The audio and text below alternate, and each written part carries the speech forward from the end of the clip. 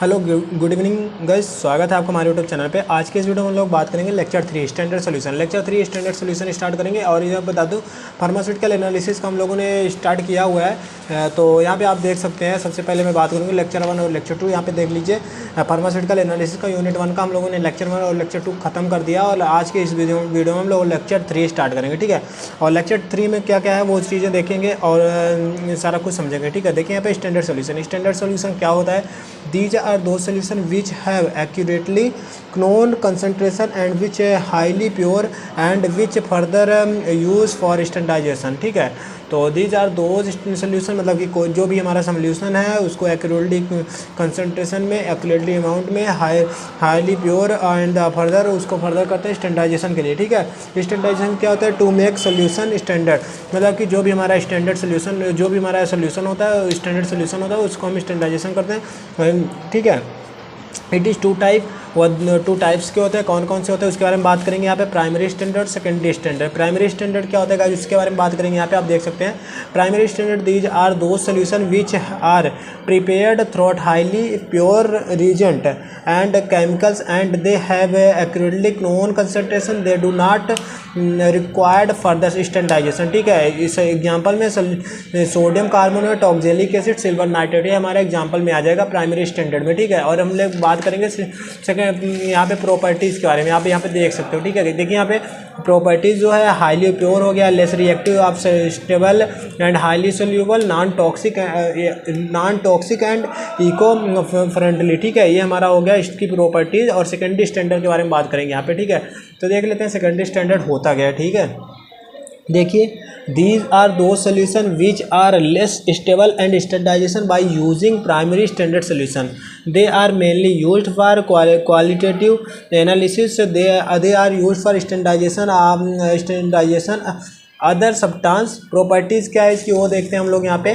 तो देखिए, less pure and more reactive than 1 degree से 1 डिग्री स्टैंडर्ड, लेस स्टेबल, ठीक है। सल्फ्यूरिक एसिड की बात करेंगे, H2SO4 की, ठीक है। यहाँ पे पोटेशियम सल्फ्यूरिक एसिड जो है H2SO4 होता है, potassium permanganate KMnO4, okay. HCl hydrochloric acid, इसे हम ये हमारा इसका फॉर्मूला है, ठीक है। ये अगर H2SO4 है मतलब सल्फ्यूरिक एसिड है, ठीक है। तो यहाँ पे हम बात करेंगे preparation of standardization and variant molar and normal solution. Variant molar and normal solution जो होता है उसकी प्रिपरेशन कैसे करते हैं, स्टैंडर्डाइजेशन कैसे करते हैं, वो बात करेंगे, ठीक है। यहाँ पे देखिए, यहाँ पे प्रिपरेशन क्या होती है? It is the process by which pre weight standard solute drug dissolve in solvent, ठीक है। Standardization, preparation of standard solution, molecular solution.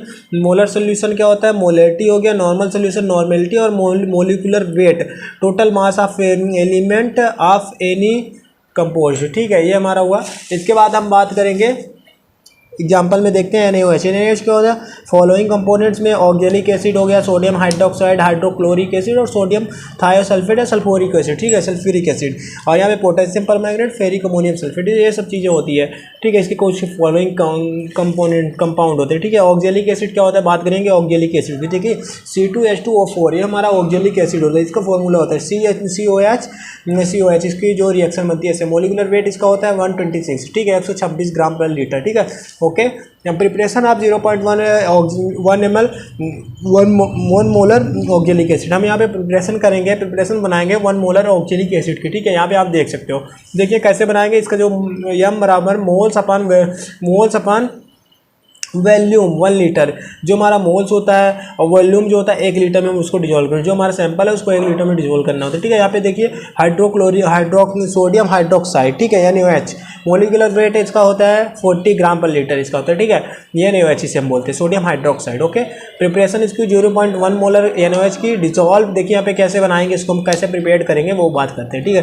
Dissolve 40 gram of NaOH and 1000 ml of water, मतलब यहाँ पे क्या मतलब 40 ग्राम पर लीटर, ठीक है। मतलब कि 40 ग्राम हम लेंगे 1 लीटर के लिए, ओके। 0.1 मोलर NaOH बनाने के लिए, समझ गए। 0.1 मोलर अगर हमें बनाना है तो हम उसके लिए 40 ग्राम लेंगे 1 लीटर के लिए, ठीक है। तो यहाँ पे देखिए 40 ग्राम 40 gram of NaOH in 1000 ml of water, ठीक है। स्टैंडर्डाइजेशन कैसे करें, टाइट्रेशन ऑफ पोटेशियम पैथलेट, मतलब कि इसकी जो हम स्टैंडर्डाइजेशन करते हैं, जो हम टाइट्रेशन करते हैं वो कैसे करते हैं।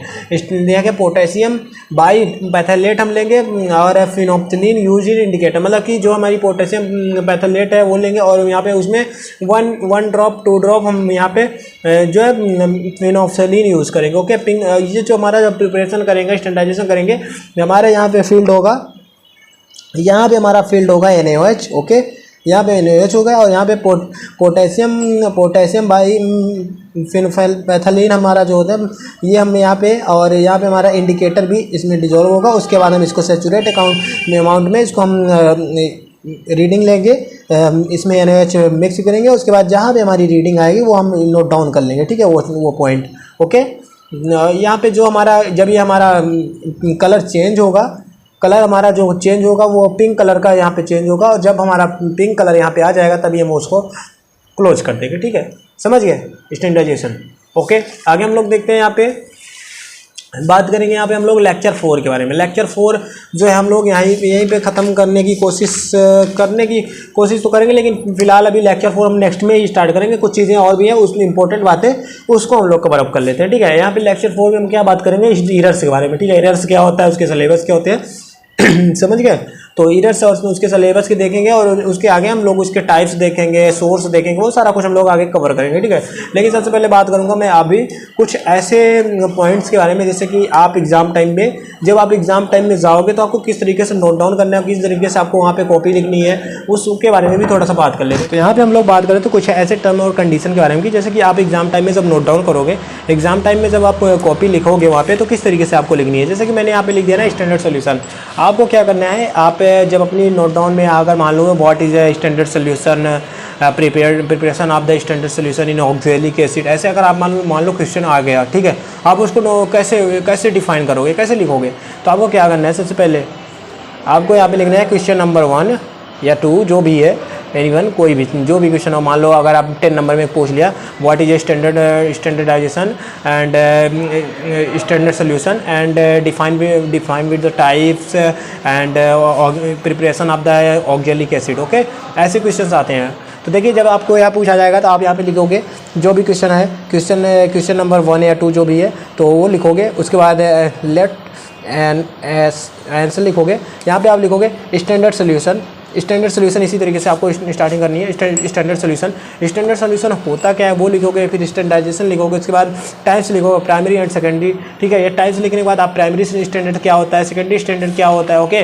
फिर प्रॉपर्टीज़ लिखोगे, उसके बाद से प्रॉपर्टीज़, फिर सेकेंडरी स्टैंडर्ड की प्रॉपर्टीज़, सेकेंडरी स्टैंडर्ड होता क्या है। लिखने के बाद आपको यहाँ पे लिखना है, मतलब कि अगर ऑक्जेलिक एसिड बस पूछा है, ठीक है, यहाँ पे फॉलोइंग कंपाउंड्स, मतलब कि अगर ऑक्जेलिक एसिड नाम दिया है, ओनली ऑक्जेलिक एसिड नाम दे दिया है, तो अगर और भी उसके साथ साथ oxalic acid, sodium hydroxide, hydrochloric acid या तो 2-3 और नाम है तो उनके बारे में लिख देना है। ऑक्जेलिक एसिड का लिखना है, ऑक्जेलिक एसिड हमने इसका मोलिकुलर वेट ये होता है, फॉर्मूला ये होता है, प्रिपरेशन में ऐसे करते हैं, ठीक है। तो ये चीज़ें करनी है। 126 ग्राम लेके हम एक लीटर में डिज़ोल्व करते हैं। उसके बाद हमने मतलब इसका पूरा प्रोसेस लिखना है। उसके बाद अगर मान लो सोडियम हाइड्रोक्साइड भी दिया है तो सोडियम हाइड्रोक्साइड का ऐसे लिखना है, सारा कुछ इस तरीके से आपको नोट डाउन करना है, इस तरीके से आपको वहाँ पे लिखने है एग्जाम टाइम में, ठीक है। तो ये चीज़ें होती हैं। और जो भी मैंने अभी तक क्वेश्चन कवर कराया है फर्स्ट और सेकंड लेक्चर में, उसको जरूर देख लेना। अगर नहीं देखो तो फर्स्ट और सेकंड लेक्चर देख लेना। ये हमारा लेक्चर 3 यहाँ पे एंड होता है। और वीडियो पसंद आई होगा इस तो वीडियो को लाइक कर देना, चैनल को सब्सक्राइब कर देना। मिलेंगे नेक्स्ट वीडियो में नया टॉपिक के साथ। थैंक यू, धन्यवाद।